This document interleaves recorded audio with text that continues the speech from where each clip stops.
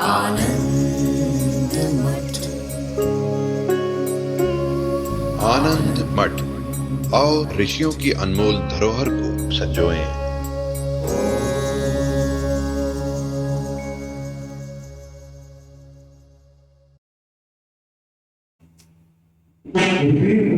जब कभी कोई कटु वचन आपको बोलता है तो संस्कारों के हिसाब से कई बार आप उसको रिप्लाई नहीं देते हैं, आप उसको कटु वचन नहीं देते, लेकिन वो वचन आपके मन में कुछ घंटे कुछ दिन तक रह जाते हैं। तो जब कोई कटु वचन बोल रहा है उसे प्रेम कैसे करें, उसे कैसे कैसे अपने मन में वो 2 घंटे भी अगर वो रुका हुआ है तो हम उसके लिए तो विचार तो कर ही रहे हैं, बुरा विचार तो कर ही रहे हैं, अभी हमने उसको उसके सामने नहीं बोला, लेकिन विचारों में कहीं ना कहीं उसके लिए तो भावना तो आ ही जाती है। तो उससे प्रेम कैसे करें जब कभी भी ये कटु विचार कटु वचन हमको।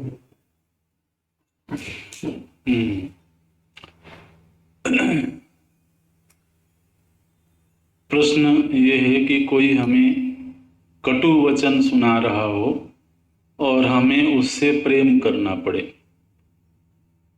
यदि कदाचित ऐसी परिस्थिति हो कि एक तरफ कटु वचन भी सुनने को मिले और दूसरी तरफ उससे रिश्ता भी रखना पड़े, तो क्या किया जाए?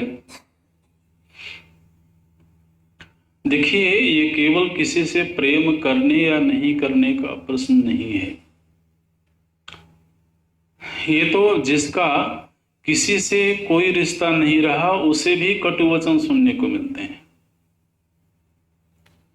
ऐसा नहीं है कि केवल रिश्ते में ही कटु वचन सुनने को मिलते हैं।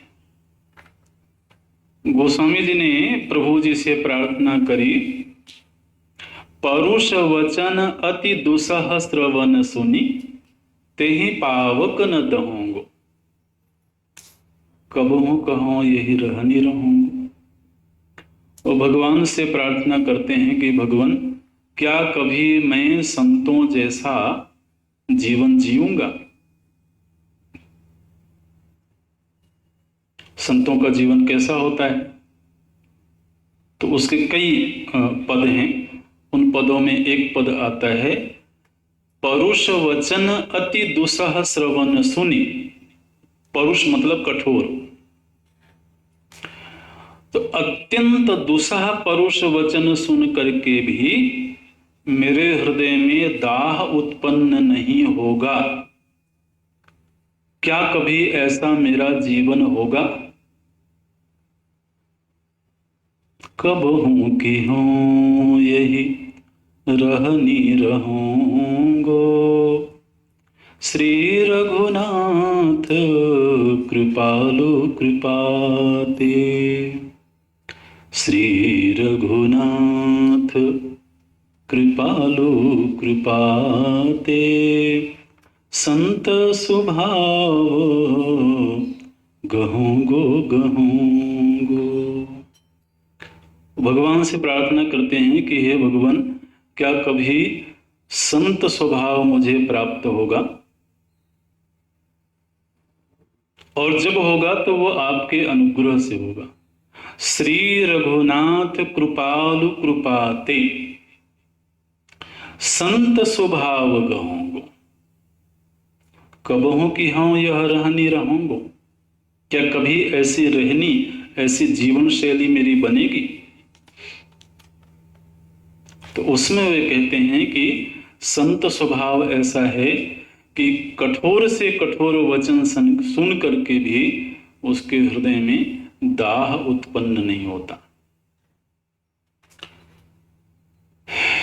तो ऐसा मनोभाव मिलना ये संतत्व है। और यदि हमारे मन में ऐसी प्यास हो कि हमको ऐसा स्वभाव मिले, तो फिर भगवत कृपा से ऐसा मिलता ही है। लेकिन आप देखिए, गोस्वामी जी जैसे संत ये मांग करते हैं। तो प्रभु जी से प्रार्थना करनी चाहिए कि हमें ऐसा संत स्वभाव मिले। ठीक है।